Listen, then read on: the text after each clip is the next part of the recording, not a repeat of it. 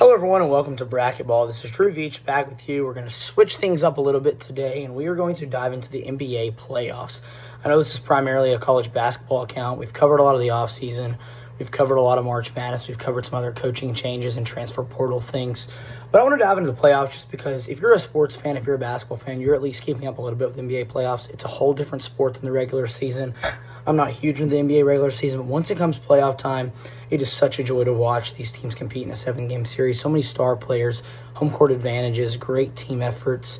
And really when it comes to the playoffs, it does not matter what seed you are. It's all about matchups and coaching is even bigger in the postseason. We're going to dive into that today, a little bit of analysis, as we will cover the Eastern Conference and then have part 2 with the Western Conference later this afternoon. Let's get right into it here on Bracketball with Drew Veach. Let's dive right into it with the Eastern Conference playoffs. Obviously, we've had a couple games in. Every series is through games 1 and 2. In the East, we have 3 series at 2-0 and 1 at a split, as that is the Knicks and Pistons.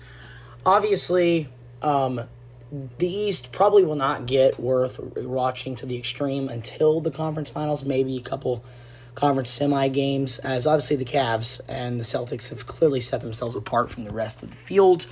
Even good teams like the Magic and the Heat, they can compete all they want, but once it gets down to it, these teams are closing games. The Cavs and Celtics are just better than most of the field. One of these teams is going to come out of the East, and I have a feeling it probably will be Boston. Banchero's been great in the series. Celtics were even without Tatum in Game 2. It didn't matter. Magic could not steal a game on the road. For the 1-8 matchup, the Cavs, led by Donovan Mitchell, led by Darius Garland. It's sensational how good they are when it comes down to it. They've had a great regular season. Kenny Atkinson was great this year as well as the head coach of the Cavaliers. In the 4-5 matchup, the Pacers, I don't feel like they get enough respect as they probably deserve. The Bucks were without Damian Lillard. However, he came back in Game 2. I expect him to do more of an impact at home. I do think the Bucks will probably get Games 3 and 4.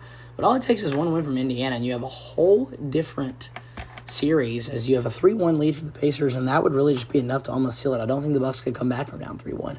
This Knicks-Pistons series, however, very intriguing. The Pistons, a very underrated team, just the turnaround they've had in general. At one point, they lost about 22 games in a row last year, and here they are sitting at the 6th seed in the East, comfortably in the playoffs, and they even still won a game at Madison Square Garden. I think for the Knicks, Towns and Brunson will come alive, but can they win both games in Detroit? I even saw something interesting. Detroit fans were not allowing anyone outside of the Michigan area code to buy a ticket to the game. So they want peak Malice in the Palace energy in that building. This type of series, I expect a fight to break out, especially with Isaiah Stewart's on the roster. You expect anything. And the Knicks have some chippy guys as well. How will Tom Thibodeau handle this series? I think if you go back tied to Madison Square Garden, it's anybody's game to take. Cade Cunningham's been great this year. I really like this Detroit team. Moving on to the semis, I really think the Cavaliers would handle either Indiana or Milwaukee. And I think they are my favorite to get to the conference finals. But then Boston. They're my pick to win it all. I think I'll go ahead and spill that now. I think the West, which we'll talk about later, is just an absolute battle. But Boston is still the team to beat, the defending champs. I mean, listen to this. Tatum was out yesterday, and this was their starting lineup. You have Derek White, Drew Holiday, Jaylen Brown, Al Horford, Kristaps Porzingis, and the 6th man of the year, Peyton Pritchard off the bench. That 6 is as good as any, and that's without Jason Tatum. So you throw Tatum in the mix, and that core of 7 is borderline unstoppable. I mean, the way Missoula plays, and you can tell all you want about what he said in the presser after games, it's always something funny. He even said he liked Porzingis splitting out in the court. It's a very interesting take, but it's always the way he words it is just you can't ever take it too seriously. Those players love him, and they battle for him, and his system is really hard to beat in the playoffs. I mean, Derek White scoring 30, Pritchard can go off for 20 off the bench. Any guy that shoots it for Boston, you have a feeling it's probably going in, which is crazy to think about. I think if the Celtics and Cavs get in that situation, it would be key that the Cavs do have the home court advantage.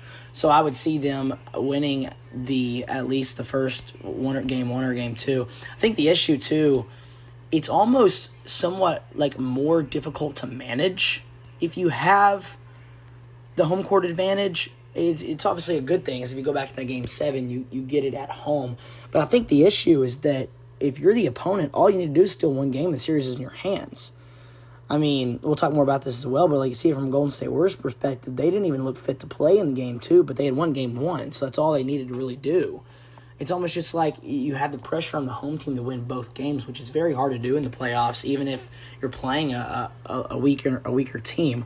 But for the Cavaliers and Celtics, that would be a peak series. I think it would probably go 7 games. I do trust the Cavs. They don't have much postseason experience, but I don't really know if that's going to matter for this Cavs team. They play really well together. Donovan Mitchell is a menace in the postseason.